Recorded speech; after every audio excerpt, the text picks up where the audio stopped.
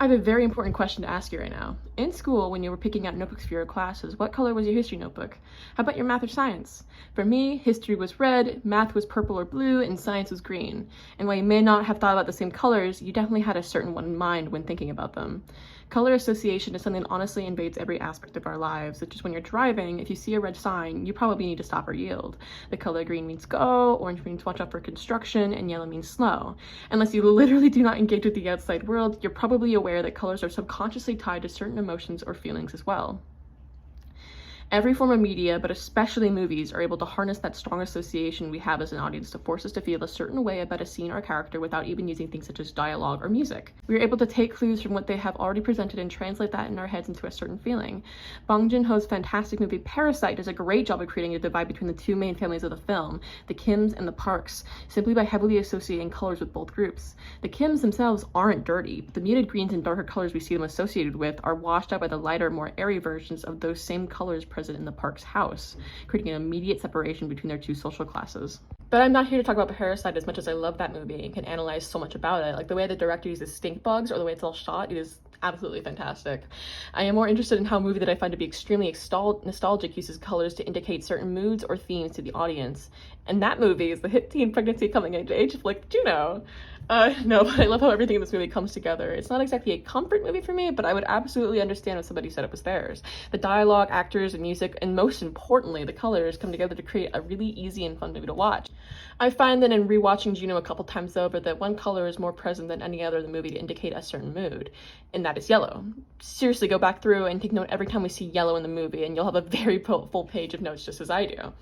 And it isn't just the awesome running shorts that Polly and the rest of the track team wear that is most notable. I found that in almost every scene that had an overwhelming presence of yellow, Juno was in some way in a place of comfort or referencing the baby. Kind of a confusing statement, I'm aware, but I intend to go through several scenes of the movie and specifically try to show how the color and color association are being used to subtly show us Juno's emotional state and level of comfort with the situation of those around her. Show, don't tell, and all that. Directly after a beautiful opening credit sequence, we watch as Juno walks into a convenience store and grabs a pregnancy test. The entire scene feels as though it has a yellow filter over it, as Juno is still comfortable and fully believes that she is not pregnant.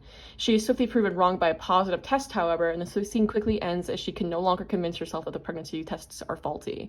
She has officially left a place of familiarity as she now walks out of the store into an extremely overcast and gray day that was once previously sunny.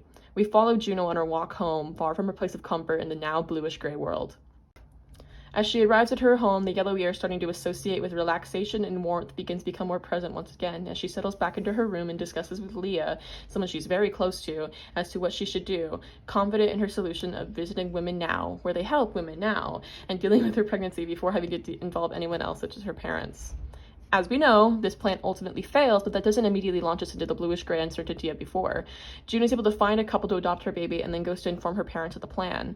Despite the uneasiness she feels in telling them, the presence of yellow light persists. We know that Juno will be okay. She is confident in the knowledge that her family loves and supports her even when she disappoints them. Brent and her father do lightly scold her, but are immediately supportive of her decision. This is greatly contrasted by the Loring's home, which is filled with comparatively harsh whites and blues, creating an overall much more sterile environment. It is clear that despite what appearances show, that there is no love or comfort between Mark and Vanessa. They each have their distinctive areas in a camera shot, never any warmth present between them. This begins to change towards the end of the second act, however, as Vanessa begins to trust that she's going to be the mother of Juno's baby. She starts to nest, as she calls it, and finally brings love into her home, signified by the yellow she decides to paint the room. Mark is clearly not ready for the baby, and so he refuses to make any decisions regarding the room, abandoning any notion that he will love or comfort this baby. The most yellow-saturated point in the movie is in the falling action portion. Juno has just given birth to her baby, and everyone she loves is there to support her.